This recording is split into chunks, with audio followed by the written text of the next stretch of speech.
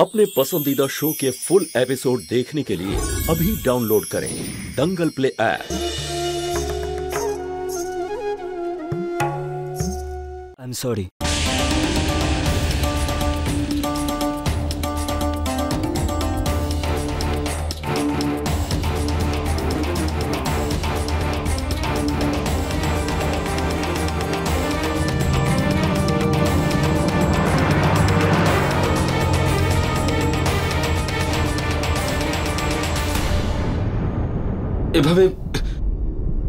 এভাবে সরি বলে চলে গেল।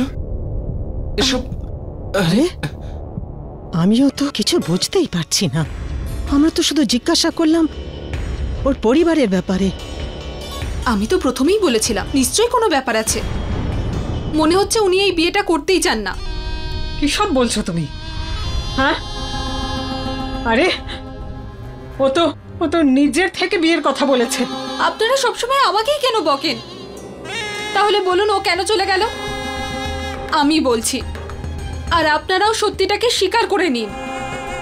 কবির হ্যান্ডসাম, স্মার্ট, খুব ভালো ছেলে ও, আর অনেক বড়লোক বাড়ির ছেলে।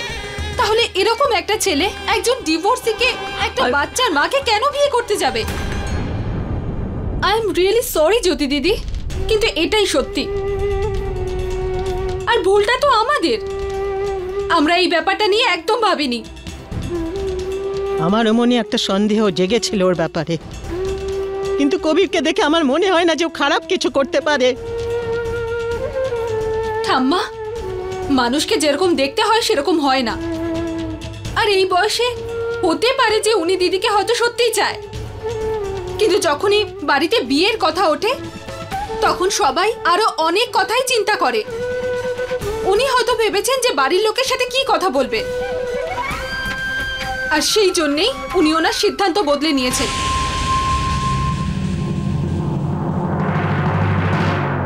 এভাবে যেতে পারে না ও।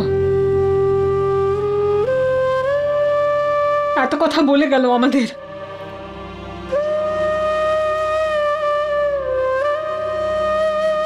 এবার আমার সন্তানের সঙ্গে আর এরকমটা হবে না। দীপু, হ্যাঁ, চল আমার সঙ্গে, নিয়ে চল আমাকে ওর কাছে, আমি কথা বলবো। দিদির সাথে আরো একবার অন্যায় হলো।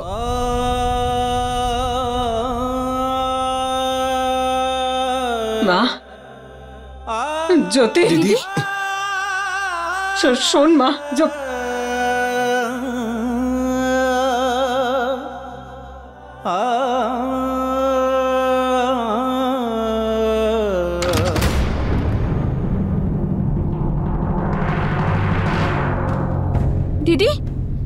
দিদি দরজাটা খোলো। দিদি প্লিজ দরজাটা খোলো দিদি। আরে বিয়ে তুমি আমার সাথে করবে না বাড়ির লোকদের সাথে? কবির হ্যান্ডসাম, স্মার্ট, খুব ভালো ছেলে ও, আর অনেক বড়লোক বাড়ির ছেলে।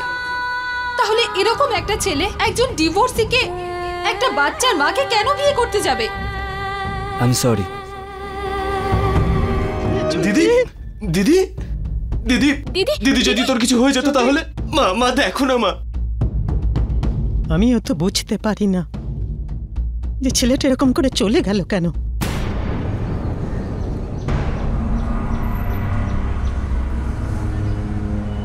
তাহলে কি করতাম আমি? আমার কাছে ওদের প্রশ্নের উত্তর ছিল না। কবিরের কাছে উত্তর নেই নাকি কবির উত্তর দিতে চাইছে না? কবিরও তো একজন মানুষ, আর এইভাবে জীবন কাটানো যায় না অমিত। এই কথাটা তোর তাহলে তখন কেন মনে হয়নি যখন তুই জ্যোতিকে ভালোবেসেছিলি, একসাথে থাকার স্বপ্ন দেখেছিলে? ওই সময় তো কই তোর মনে আসেনি? অমিত, কখনো কখনো মানুষও না প্রেমে অন্ধ হয়ে যায়। আর যখন সিদ্ধান্ত নেওয়ার সময় এসেছে তখন কি সিদ্ধান্ত নিয়েছিস তুই? বল, উত্তর দে। সব উত্তর ছিল আমার কাছে, কিন্তু আমি ওদের উত্তর দিতে পারলাম না। That's it. কেন পারিসনি? কেন তুই ওকে অন্ধকারে রেখেছিস? এভাবে ভালোবাসিস? ভালোবাসা মানুষকে সাহস যোগায় কবির, কিন্তু তুই তো ভীতু হয়ে গেছিস। তোর মনে হয় জ্যোতির মুখে একটু হাসির জন্য আমি সব কিছু করতে পারি? ওকে আমি ঠকানোর চেষ্টা করব? তুই আমার পরিবারকে জানিস না, ওরা এই সম্পর্কটাকে কোনোদিন মেনে নেবে না।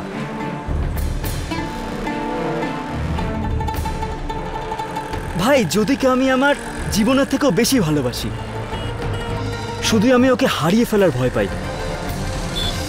আর আমি তো জানি আমার পরিবারের লোকদের, ওরা অ্যাকসেপ্ট করবে না। আর আমি জ্যোতিকে ছাড়া বাঁচতে পারবো না।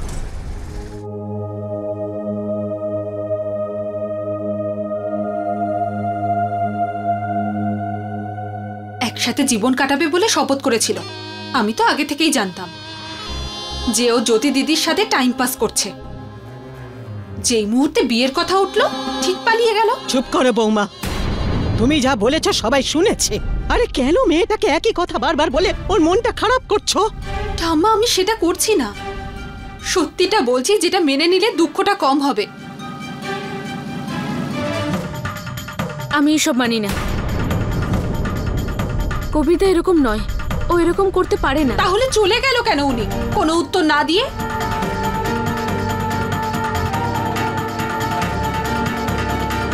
দিদি, আমায় প্লিজ একবার ফোন করতে দে।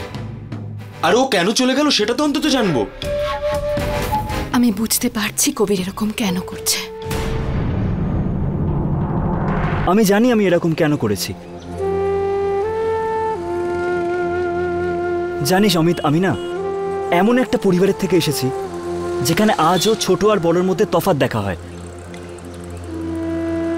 সময় পাল্টে গেছে, কিন্তু সিসোদিয়া পরিবারের নিয়ম পাল্টায়নি। আর তুই জানিস, এই সব ব্যাপারের জন্যই আমি সবকিছু ছেড়ে দিয়ে এখানে চলে এসেছি। এখানে জ্যোতির সাথে দেখা হলো, আমার প্রাণ, আমার ভালোবাসার সাথে। আর আমি তো চিনি আমার বাড়ির লোকদের, মেরে দেবে আমাকে, কিন্তু জ্যোতিকে ওরা মানবে না। ভাই, ওখানে না নিঃশ্বাসও বুঝে শুনে নিতে হয়। আর তুই বল না, ওই জেলখানায় জ্যোতিকে নিয়ে আমি কিভাবে যাই? আর ভাই, জ্যোতিকে এইসব কথা বলতে না খুব ভয় লাগে রে। নিজের কথা তো তুই বললি কবির, কিন্তু কখনো তুই ওই মেয়েটার কথা ভেবেছিস যে সারা জীবন এতবার ঠকার পরও তোকে বিশ্বাস করেছিল, নিজের সমস্ত কিছু তোর উপর সমর্পণ করেছিল? আর তোর এই উদাসীনতার জন্য ওর মনের মধ্যে কি ঝড় চলছে সেই সম্বন্ধে কোনো ধারণা আছে তোর?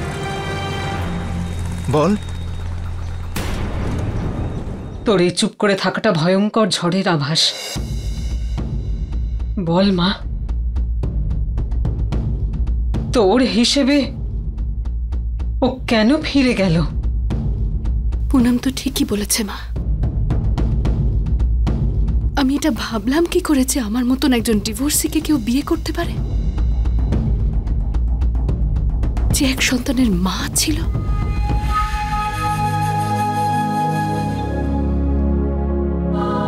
ভুল তো আমি করেছি মা। আমি স্বপ্ন দেখেছি আর সেটা পূরণ হওয়ার ইচ্ছে প্রকাশ করেছি। আচ্ছা, যখন ছেলেটাকে সবকিছু বলে দেওয়া হয়েছে, তাহলে ও বিয়ের জন্য কেন হ্যাঁ বললো? ভালোবাসা। ঠাম্মি, সবাই সত্যি বলে যে ভালোবাসায় মানুষ অন্ধ হয়ে যায়।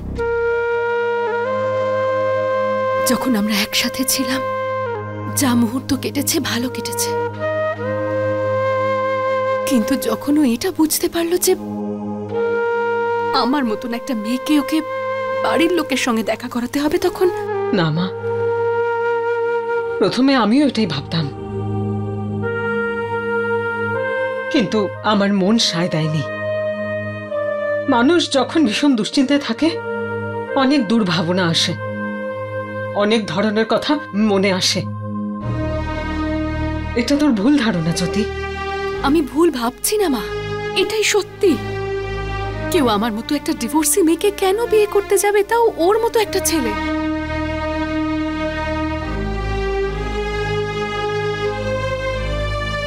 হয়তো আমি ওকে বুঝতে ভুল করেছি।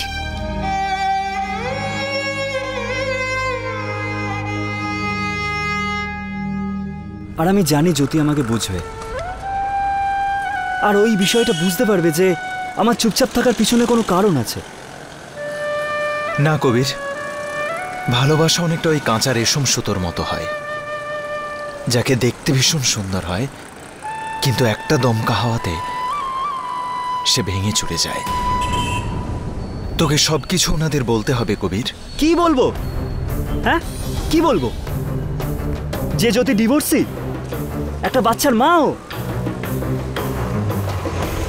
আর তুই বুঝতে পারছিস না ভাই, আমার পরিবারের লোকজনরা এই কথাগুলো মেনে নেবে না। আর এদিকে কথা হলো জ্যোতির বাড়ির লোকেরা, ওনারাও ঠিক কথা বলছেন, ওনারাও পরিবারের সাথে দেখা করতে চাইবেন, এটা ওনাদের অধিকার। আর আমি না জ্যোতিকে খুব ভালোবাসি, তাই ও যেরকম আছে সেরকমই আমি মেনে নেব। কিন্তু আমার বাড়ির লোকজন এই কথাটা মেনে নেবে না। ওনারা শুধু জ্যোতির নয়, ওদের বাড়ির লোকদেরকে অপমান করবে আর এই সম্পর্কটাকে ভেঙে দেবে। তাহলে আর কি উপায় আছে? ওটাই ভাবছি আমি, এই জন্যই ওই সময় চুপ করেছিলাম। শুধু এটাই জানি যে আমি জ্যোতিকে ছাড়া আমি কোনোদিনই বাঁচতে পারবো না। আর যদি তোর বাড়ির লোকেরা না মানে তাহলে? আমি ওদের ছেড়ে দেব। আমি পরিবারের সঙ্গ ছেড়ে দেব অমিত। জ্যোতি এখন আমার প্রাণ, আর ওকে ছাড়া আমি কোনোদিনও বাঁচতে পারবো না। বন্ধু, আমি জানি তোর মনে কোনো পাপ নেই, কিন্তু তুই আর টাইম ওয়েস্ট করিস না, যাতে জ্যোতি আর তার বাড়ির লোকেরা যেন না ভাবে যে তুই ওদের ঠকাচ্ছিস।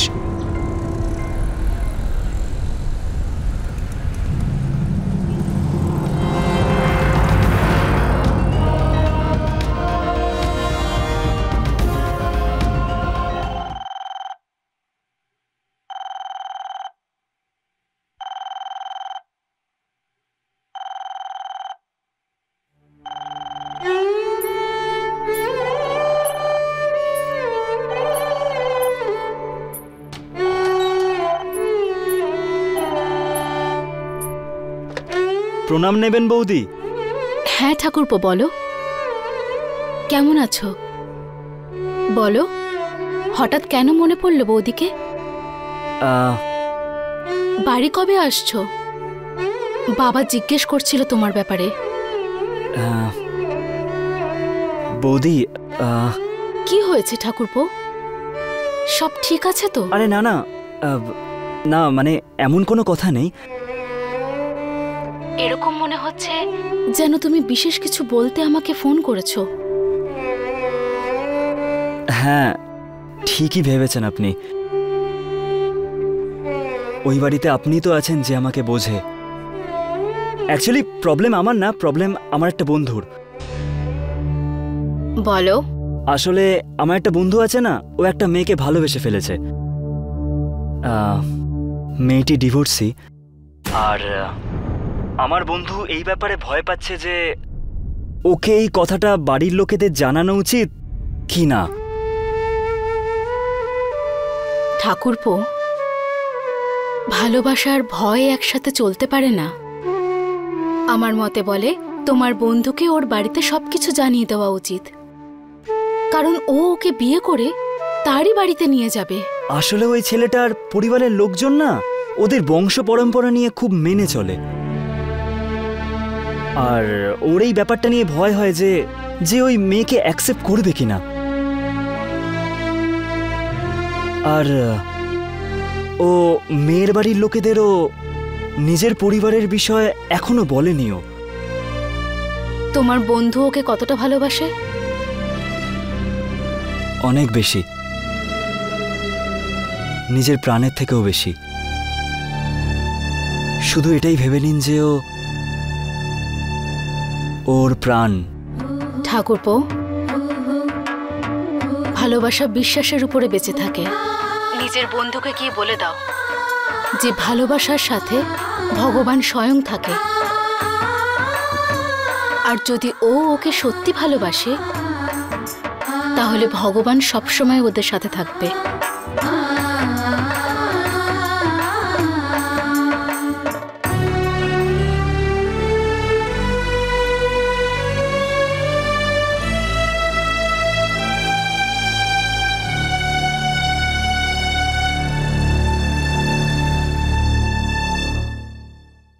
মা,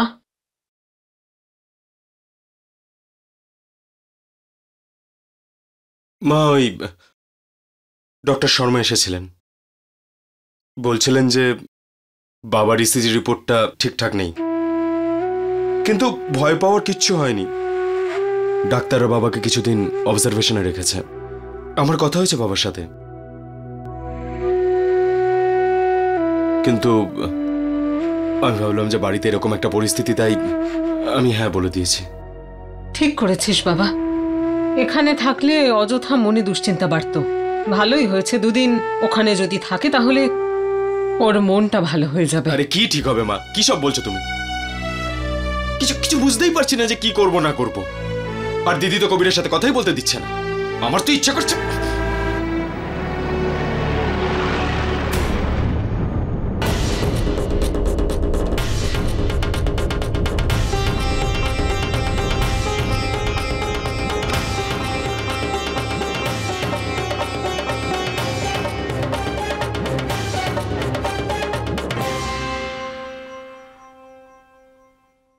জ্যোতির সাথে কথা বলতে চাই।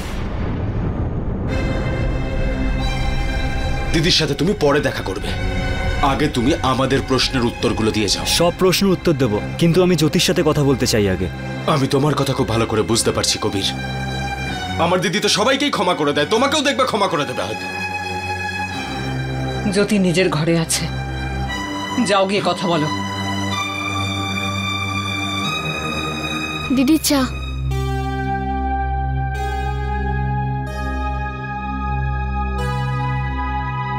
দিদি, কবির দা।